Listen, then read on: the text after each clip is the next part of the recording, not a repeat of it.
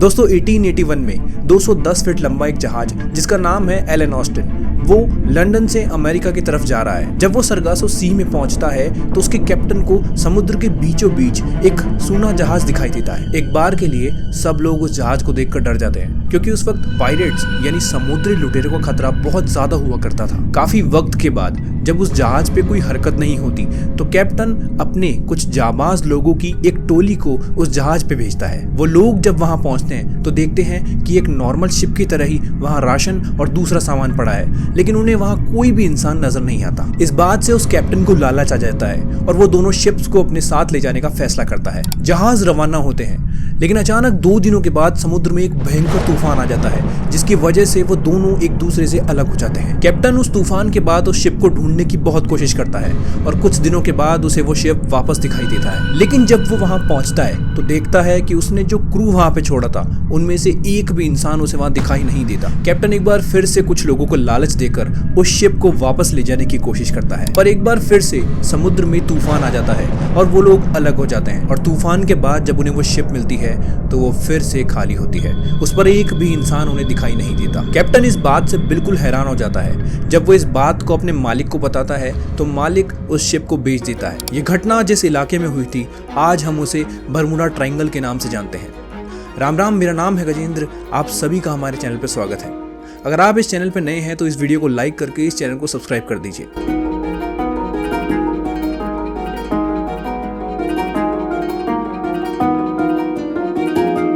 Bermuda triangle एक imaginary triangle है जो अटलांटिक सी के अंदर मियामी, पुर्तो रिको और बरमुडा के बीच बना है। इसका एरिया 5 लाख स्क्वायर किलोमीटर है।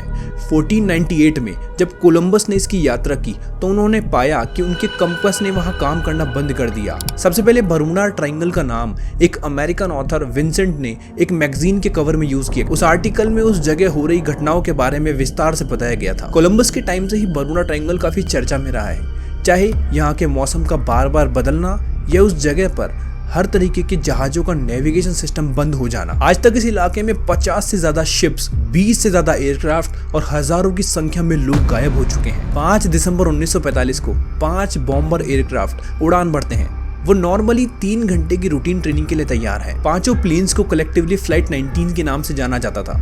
वो अपने फ्लाइट रूटीन के हिसाब से फ्लोरिडा के कोस्ट से उड़ान भरते हैं। उनके फ्लाइट लीडर जो उन्हें ट्रेनिंग दे रहे हैं उनका नाम है लेफ्टिनेंट चार्ल्स सी टेलर, जो एक बहुत एक्सपीरियंस वाले पायलट है। जैसे ही पायलट्स अपने प्रैक्टिस बॉम्ब को गिराकर नॉर्थ की तरफ मुड़ते हैं तो चार्ल्स को पता चलता है कि उनके कंपास ने काम करना बंद कर दिया। उन्हें लगता है कि वो गलत डायरेक्शन में फ्लाई कर रहे हैं। वो तुरंत अपने रेडियो से एक मैसेज भेजते हैं कि मेरे दोनों कंपास ने काम करना बंद कर दिया और मैं फ्लोरिडा को ढूंढने की कोशिश कर रहा हूँ। उनकी बात सुनकर ट्रेनीज को समझ आ जाता है कि वो गलती कर रहे हैं और सभी उन्हें समझाने की कोशिश करते हैं, लेकिन चार्ल्स को लगता है कि वो सही है और वो सभी ट्रेनीज को अपने डायरेक्शन में उड़ने का ऑर्डर देते हैं। कुछ घंटों में यूं ही उड़ते रहने के बाद उन सभी प्लेन्स का फ्यूल खत्म हो जाता है और रात होने लगती है। उसके बाद कैप्टन के रेडियो से एक लास्ट मैसेज रिसीव होता है।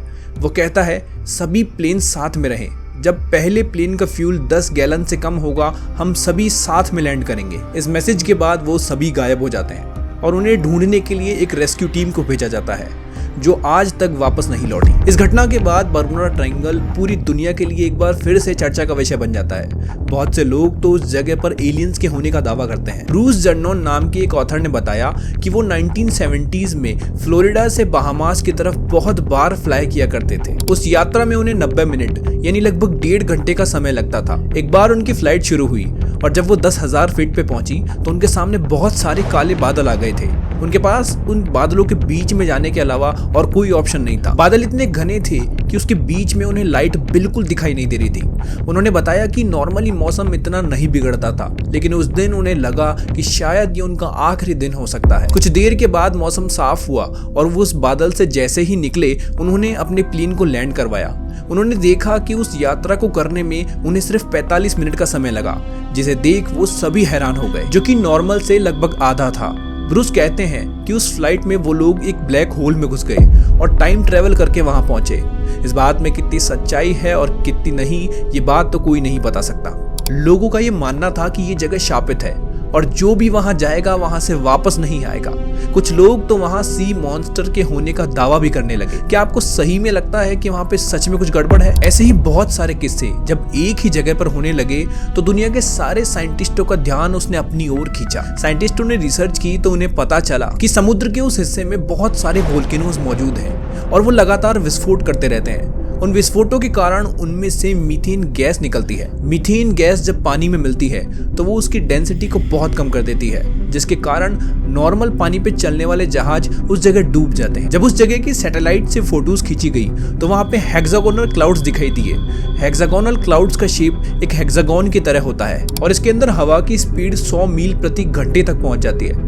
अगर कोई प्लेन इसकी हवा की डायरेक्शन में आ जाए तो वो उसकी स्पीड को कई गुना तक बढ़ा देती है, और अगर अपोजिट डायरेक्शन में एंटर हो जाए तो हवा के दबाव के कारण वो पूरी तरह से तबाह हो सकता है। साइंटिस्टों को रिसर्च में पता चला कि वहां पे बहुत सारे रिजेस मौजूद है। रिजेस को बेसिकली हम एक पहाड़ भी कह सकते हैं जो समुद्र के अंदर होता है और उसकी ऊंचाई बहुत ज्यादा नहीं होती, जिसके कारण उसका पता लगाना बहुत मुश्किल होता है। क्योंकि उस वक्त मॉडर्न इक्विपमेंट्स मौजूद नहीं थे तो बहुत से जहाज उनसे टकरा जाते थे। अगर इस बात पे पूरी तरह सोचा जाए तो पता चलेगा कि इन घटनाओं के पीछे कोई मायावी शक्ति नहीं बल्कि साइंस है। होता क्या था कि उस वक्त वहां बहुत सारा ट्रैफिक रहता था। ट्रैफिक का मतलब है कि बहुत से लोग उस जगह पर फ्लाइट्स और शिप्स में यात्रा किया करते थे, और जहां लोग ज्यादा ट्रैवल करते हैं वहां पे ऐसी घटनाओं के होने का चांस भी बहुत ज्यादा है। वहां लगातार ऐसी घटनाएं होती रही जिन पर लोगों ने कहानियां बनाना शुरू कर दिया।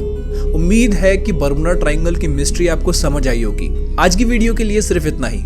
अगर आपको ये वीडियो पसंद आई है तो इस वीडियो को लाइक करके इस चैनल को सब्सक्राइब कर दीजिए। हम आपसे दोबारा मिलेंगे किसी और वीडियो के साथ। तब तक के लिए राम राम।